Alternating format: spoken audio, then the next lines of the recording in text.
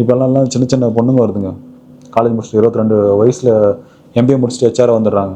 எல்லா கம்பெனிலும் அப்படி தான் இருக்காங்க, ஓகேங்களா. அதிகபட்சம்லாம் அப்படி தான் இருப்பாங்க. பெரிய கம்பெனி எல்லாம் இருக்கிற ஹெச்ஆர்ஸ் நீங்கள் போய் பார்த்தீங்க அப்படின்னா மேக்ஸிமம் ஒரு 25 இயர்ஸ்க்குள்ள தான் இருப்பாங்க.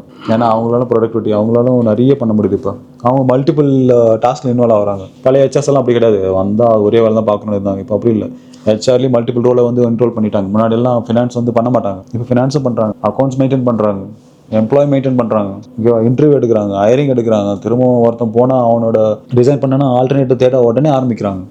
ஸோ கிட்டத்தட்ட ஹெச்ஆர் இப்போ 5 பேர் வேலையை பார்க்குறாங்க. முன்ன மாதிரி ஒரே வேலையை பார்த்துன்னு ஓபி அடிச்சுனால இல்லை, அவங்க இப்போ ஃபுல் ப்ரெஷர் போடுறாங்க. ஈவன் அவங்க கோல் கால்லாம் பண்ண ஆரம்பிச்சிட்டாங்க. கேண்டிடேட்டுக்கு பார்த்துருக்கீங்களா, உங்களுக்கு கால் வருது இல்லையா, அதெல்லாம் யார் பண்ணுறாங்கன்னு நினைக்கிறேன், ஹெச்ஆர் தான் பண்ணுறாங்க. உங்களுக்கு யாரும் கன்சல்டன்சி பண்ணுறது கிடையாது.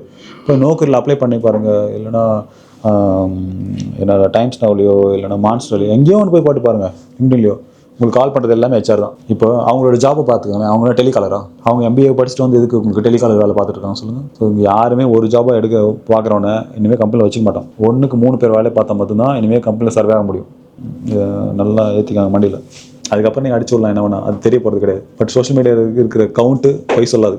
நீங்கள் அங்கே போய் எந்த கொஸ்டின் கேட்டாலும் இதே மைண்டில் தான் இருப்பீங்க. நீங்கள் ஐயோ வந்து நான் இது சொன்னால் இந்த கம்பெனிக்கு யூஸ்ஃபுல்லாக இருக்குமா இல்லையா அப்படின்ற எண்ணத்தில் தான் நீங்கள் வெளியே போகணும்.